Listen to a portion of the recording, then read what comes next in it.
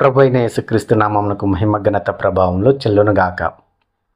నాయందు మీరును మీ యందు నా మాటలను నిలిచి ఉన్న ఎడల మీకేది ఇష్టమో అడుగుడి, అది మీకు అనుగ్రహింపబడును అని ప్రభు అయిన యేసుక్రీస్తు సెలవిచ్చుచున్నాడు. మనకు ఏదైనా కావాలి అంటే మనము ప్రభు యందు నిలిచి ఉండాలి. ప్రభు మాటలు మన హృదయంలో నిలిచి ఉండాలి. అప్పుడే మనము ప్రభువును ఏది అడిగినను అది దేవుడు మనకు అనుగ్రహిస్తాడు.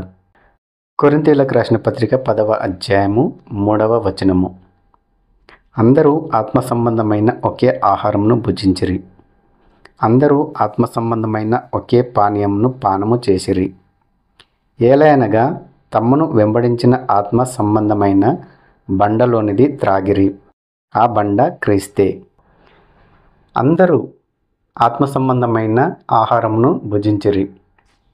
ఇశ్రాయేల్ ప్రజలు ఐగుప్తు దేశంలో నుండి బయటికి వచ్చిన తర్వాత అరణ్యంలో వాళ్ళు ప్రయాణం చేస్తున్నారు. అలా మోషేను వెంబడిస్తూ ఇశ్రాయేల్ ప్రజలు అరణ్యంలో ప్రయాణం చేస్తున్నప్పుడు వాళ్ళు అందరూ ఆత్మ సంబంధమైన ఒకే ఆహారంను భుజించారు. అందరూ కలిసి ఆత్మ సంబంధమైన ఒకే పానీయంను పానము చేశారు.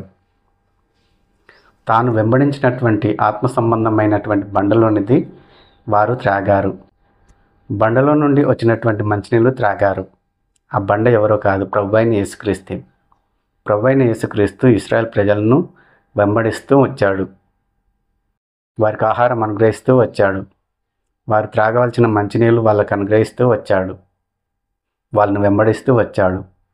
నిరంతరం వాళ్ళను కనిపెట్టుకుంటూ వారికి తోడుగా ఉంటూ నీడగా ఉంటూ, రాత్రి అగ్నిస్తంభం వలె పగలు మేఘస్తంభం వలె వారికి నీడగా ఉంటూ వెలుగుగా ఉంటూ ఇశ్రాయేల్ ప్రజలను అరణ్యంలో నడిపించారు. ఇశ్రాయేల్ ప్రజలను అరణ్యంలో నడిపిస్తున్నప్పుడు ఇశ్రాయేల్ ప్రజలలో కొంతమంది దేవునికి వ్యతిరేకంగా జీవించారు. విగ్రహాలను పెట్టుకొని విగ్రహారాధన చేశారు, అలాగే వ్యభిచారం చేశారు, అలాగే సనుకున్నారు, గొనుక్కున్నారు. ఇశ్రాయేల్ ప్రజలలో కొంతమంది విగ్రహాలు పెట్టుకొని పూజిస్తున్నారు కాబట్టి వారికి మీరు దూరంగా ఉండండి, మీరు విగ్రహారాధన చేయకండి అని ప్రభు సెలవిస్తున్నాడు. అలాగే చాలామంది వ్యభిచారించి ఒక్క దినంలోనే 23,000 మంది అరణ్యంలో కూలిపోయారు.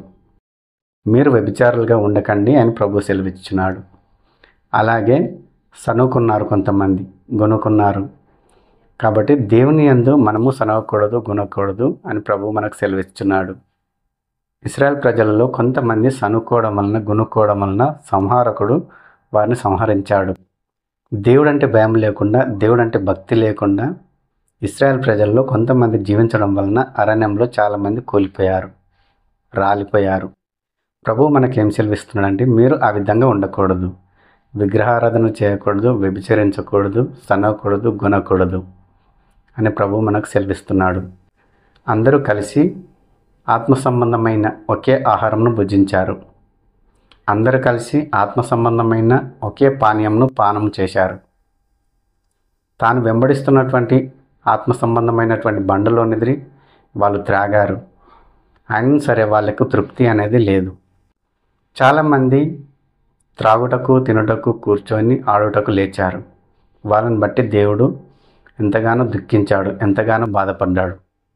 అటువంటి వారికి మీరు దూరంగా ఉండండి అని ప్రభు మనకు సెలవిస్తున్నాడు. కాబట్టి ఈ లోకంలో కూడా చాలామందిలో కొంతమంది వ్యభిచారం చేస్తున్నారు, కొంతమంది దొంగతనాలు చేస్తున్నారు, కొంతమంది నరహత్యలు చేస్తున్నారు, దోపిడీలు చేస్తున్నారు, అబద్ధ సాక్ష్యములు పలుకుతున్నారు, మోసం చేస్తున్నారు. అలాంటి వారికి దేవుడు మనల్ని దూరంగా ఉండమని చెప్తున్నాడు. మనము దేవుని యందు భయభక్తులు కలిగి జీవించాలి, దేవుని ఉద్దేశాలు అనుసరించి జీవించాలి, దేవుని చిత్తమును మనం నెరవేరుస్తూ జీవించాలి. విగ్రహారాధనకు దూరంగా ఉండాలి, వ్యభిచారమునకు దూరంగా ఉండాలి, సనుకునే వారికి, గొనుక్కునే వారికి దూరంగా ఉండాలి. అలా చేయడం వలన ఇశ్రాయేల్ ప్రజలలో కొంతమంది అరణ్యంలో కూలిపోయారు. అలాంటి వారికి మనం దూరంగా ఉండాలి. కాలేబు వలె, యెహోషువ వలె దేవుని యందు భయభక్తులు కలిగి మనం జీవించాలి. దేవుడు అరణ్యంలో ఇశ్రాయేల్ ప్రజలను పోషించినప్పటికీ, నీళ్ళు లేక అల్లాడిపోతున్నప్పుడు వారికి దాహం తీరడానికి నీళ్ళు ఇచ్చినప్పటికీ వాళ్ళు ఏమాత్రం తృప్తి చెందలేదు. త్రాగడానికి, తినడానికి, కూర్చొని ఆడడానికి లేచారు. ఇష్టానుసారంగా జీవించారు. దేవుణ్ణి దుఃఖపరిచారు. అలా మనం ఉండకూడదని ప్రభువు సెలవిస్తున్నాడు. అలాంటి వారికి మీరు దూరంగా ఉండండి, దూరంగా నివసించండి.